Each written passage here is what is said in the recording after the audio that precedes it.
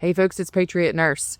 The oil shock resulting from the Strait of Hormuz closure has almost hit the United States, but not quite yet. While the rest of the world may be feeling it, we have been a little insulated, but that's about to change. There are different types of supplies that are going to be harder to come by, and if you can get them, they're probably going to be significantly more expensive over the next several months. We're going to cover the 5 key areas of supplies, medically speaking, that you should be focusing on to shield yourself from the shortages and the cost increase. Let's talk about it today.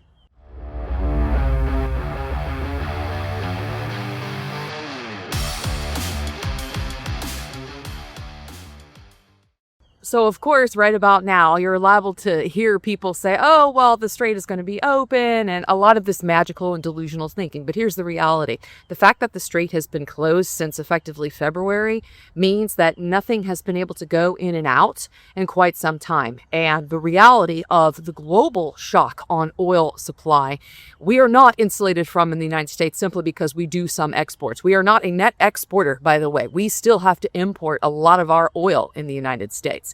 And even though we do export, and even though some of these companies may benefit from the increase overall in the market sale price of oil, that's going to have an impact on people here in the United States who aren't directly related to the oil industry, because they're going to be paying the increased premiums for goods and services resulting from this increase in cost. So you may have heard by now that there are different types of products that are very dependent upon free flow of oil primarily, but also other things that go through the Strait of Hormuz.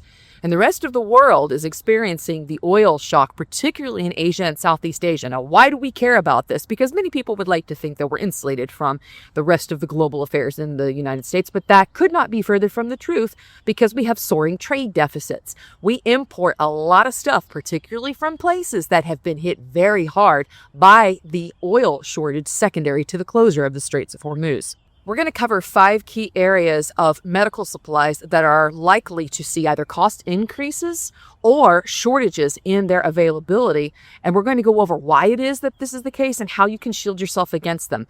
My hope is for this video that you're going to stick with me throughout the entirety of it, because not only am I going to give you these categories and the types of products that you really need to consider strategically purchasing, but also we have to consider that different people have different needs based on what they're doing in their life right now, whether you are retired or whether you are a small and growing family. You're going to have different needs, but each of these categories is going to have a direct impact on your bottom line and on your family's ability to continue its activities of daily living. So the first area that we need to cover is the plastics and petrochemical derivatives. Now, you may have heard this, but I really want to drive home the importance of understanding the types of products that you use in your everyday life. Let's say that you are a growing family and you have small children. If you use disposable diapers, you're going to be hit by this because plastics are in diapers, and a lot of diapers use a lot of plastic. And if you have small children, you go through a lot of diapers. But if you are retired, for instance, or you are caring for an aging elderly parent, you know that incontinence supplies also have lots of plastic in them. If you're retired, then, for instance, you may be using plastics in other areas of your life because maybe you don't cook at home as much, or maybe you use disposable dishware, and that's a regular part of your daily life. And some people would say, oh, well, this is not really a have to have. This isn't a need to have. For a lot of people with mobility issues, this is a have to have. They're not able to do things that require bending. And for instance, if you have arthritis, you're not able to clean things as well. So if plastics are part of your everyday life and of your routine, then you need to consider what strategic plastics are part of it. Incontinence supplies are one of them. Any type of supplies that really help you be able to toilet better. If that's something that you use regularly, you need to stock up on them now. Also, period supplies and menopause supplies, anything associated with women's hygiene, that has a lot of plastic in it. So you need to stock up on that as well if that's something that you are wanting to insulate yourself from cost-wise. Now, number 2 is the one that's going to hit most people that they're not thinking about, and that is generic drugs. Now, again, the rest of the world is starting to get hit or has been hit very hard by the oil shortage and the oil shock secondary to the closure of the Straits of Hormuz.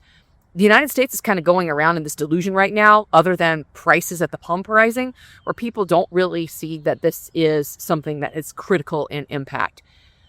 But did you know that approximately half of our generic drugs, things like metformin, antibiotics, painkillers, blood pressure meds, statins, these things are imported from India. 50% of our supply roughly is imported from India. Now, why do you care about India? Because India gets approximately 40% of its oil from the Strait of Hormuz. And if India can't actually get the oil it needs to put these drugs on transport ships to get here to the United States, what do you think is going to happen to that supply? It's going to go down. Or if it does get here, what's going to happen to the price? It's going to go up. So shortages ensue as a result of this. And if you are on medications that you can't get off of, and you've had these conversations with your physician, and you can't figure out a way to either decrease your dependency or completely get off of them, then you're going to potentially be at a vulnerable position. And having a supply ahead of time and having a plan for continuity of availability is something that you really should consider.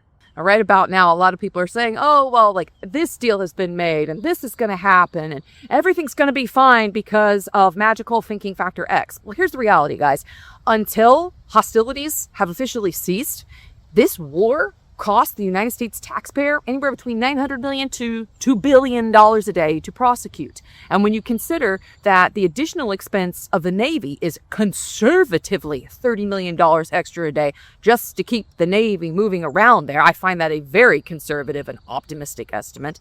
This is not free.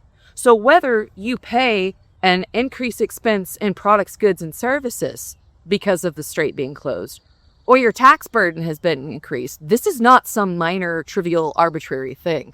This is very real, and we are going to be feeling it. Even if you feel insulated, even if Zillow says your house is worth 3 times, 4 times, 10 times what you paid for it, even if your stock portfolio looks beautiful, you're going to feel it. We are going to feel it because we are paying for it. And when you further compound the reality of the supply shortages with the inflation that we have experienced on the consumer side in the United States, and furthermore, that we have now crossed the 100% debt to GDP ratio level, which hasn't been the case since post-World War II in the United States, we are now spending more and indebted more annually than what we bring in tax revenue. So that means that our government is either going to have to be responsible, good luck with that, and cut spending, or they're going to raise taxes. Which one do you think they're going to choose? Or they could keep inflating our currency to try and monetize their debt out of the equation. Do you think they're going to do that? So the long story short, guys, we're only on number 2. And I think that you can see that there is no pretty easy way out of this. There's no convenient, easy, comfortable solution to wish this problem away. It's going to burn no matter which way it goes. The question is, are you going to be ready for it? Now, one of the ways that you can insulate yourself specifically against these drug shortages is A, not to need them in the first place, which is easier said than done. I get it. But also, there may be an herbal adjunct to support your body in a similar way that the pharmaceutical suppresses it.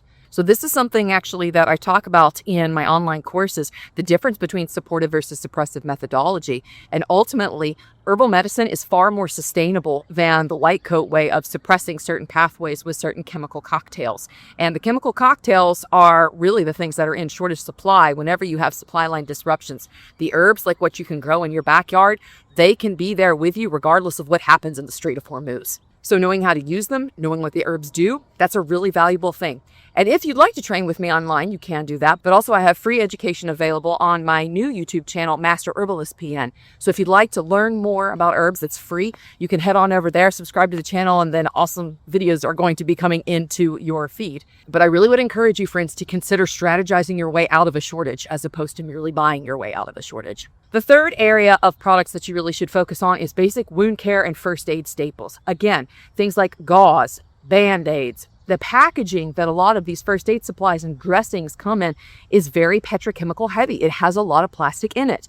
Or for instance, tape, wound care tape, Coban, all of these things associated with disposable dressings. This is going to become more expensive or more difficult to come by secondary to these petrochemical shortages. So make sure that you have a good supply of your first aid kit essentials now ready to go.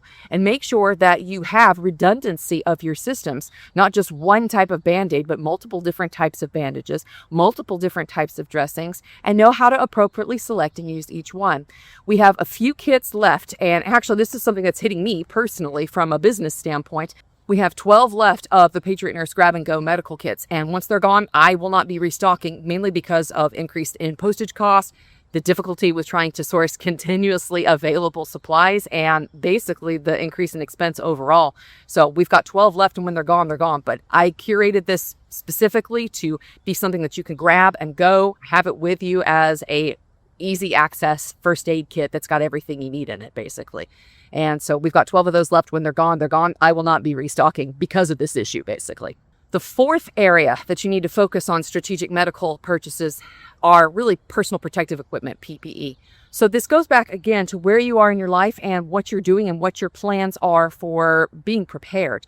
Personal protective equipment is not something that you really want to skate on when it comes to dealing with people, and particularly dealing with body fluids. Gloves, disposable gloves. Also, if you're someone who, for instance, runs a cleaning service or a home cleaning business, or you're a care provider for an elderly family member, or you are the designated care person for your community, then this is going to hit you hard, because you know just the amount of gloves that you go through, glove changes in dealing with people every day. So we need to be aware of this, and also be aware that this is going to translate into your care costs, most likely, if you're going to receive care. Other examples of PPE, really as an adjunct of that, are hand sanitizers. And why hand sanitizers? Oh, they don't have plastics, Patriot Nurse. They use glycerin a lot of times. And a lot of these ready-to-use, ready-made hand sanitizers and personal protective equipment chemical derivatives, they use glycerin and they use petrochemicals as part of it. So all this is going to become more expensive. All this is going to become harder to get, and we need to shield ourselves against it. And the last one is toiletries. Plastic is in your deodorant sticks. Plastic is in shampoo bottles. Plastic is in your conditioner bottles and all of your hair accoutrement. Everything that you use to bathe every day and to take care of yourself, soaps, etc. All of this uses either plastic for the bottles, or it uses usually glycerin or other petrochemical derivatives in order to actually be useful to you. So this is part of the chemical composition. Perhaps companies can retool, perhaps they can redo their formulas, but that takes time from a production standpoint to retool. And that's not going to be something that is going to be cheap either. So you usually have the Venn diagram of cost effective, i.e. cheap, easy, and fast. And you don't get all three ever. You can usually get two of the three, but not all three. So retooling at the company level to accommodate supply line shortages is not going to be fast and definitely not going to be cheap. So shield yourself against this reality. If you know that you have a need for regular types of toiletries, you want to make sure that your bases are covered. And specifically for families that have young children, if you're a grandparent, you have grandchildren, or you're someone who has small children at home, as part of this toiletries adjunct, I do want to go over again that the reality of disposable diapers being affected by this is certainly a possibility. Also, diaper paste, butt paste, things like that have zinc oxide in them, and paraffin, and also petroleum base. All of these, again, have petrochemical derivatives in them. And so if, for instance, you have small children and you're doing diaper changes multiple times a day, you need to make sure that you have those supplies to make sure your babies are covered. Disposable wipes, etc. If this is something that you use, the disposable wipes oftentimes have plastic in them as well.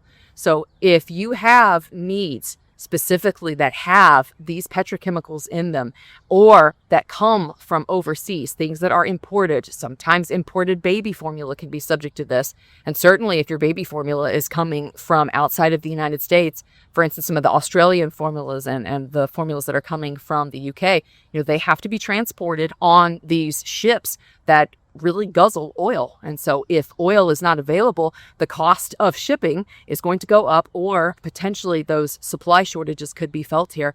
And we've had multiple issues recently of formula shortages. So if you are a grandparent or someone who is dealing with small children in your life, you're a mother or a father of a small and growing family, then you need to consider this as part of your strategy as well. So friends, I hope this video was a blessing to y'all today. If you got value out of it, please smash that like button on the way out, and also share it with one person who would benefit from it. Guys, we're not in a position anymore where we can just let these things roll and assume that it's all going to work its way out because your boy's in the White House. Like, it doesn't work that way, guys. Math doesn't lie. And if you look just at the numbers and you look at the math, the United States is not in a good position financially, and we are losing our dollar reserve status slowly on the confidence in the dollar all around the world. As many people are saying, the emperor has no clothes. You guys are not producing anything in excess of your debt anymore, and we don't like your international stance on foreign policy. There is incentive for the rest of the world to de-dollarize right now, and they're going to do it. This is not something that most people can even wrap their heads around anymore, because the majority of people running around have the foregone conclusion of perpetual United States hegemony as their basis for comparison of their place in the rest of the world. But that's going to change, friends. It is in the process of changing before your very eyes. So be providentially prepared. We're not doing this from a position of fear, guys. We're doing this from a position of being wise and responsible for the people that God has put in our lives. And ultimately, my faith is in the Lord. My faith is not in the hegemony of the United States. My faith is not in an institution of government. My faith is in the Lord. And he's the one who's the covenant keeper. He's the one who's promised to be with us and never forsake us, but we're not guaranteed that it's going to be an easy ride. May the Lord bless and keep y'all. For now, it's Patriot Nurse sign off, and I'll see y'all later. Bye.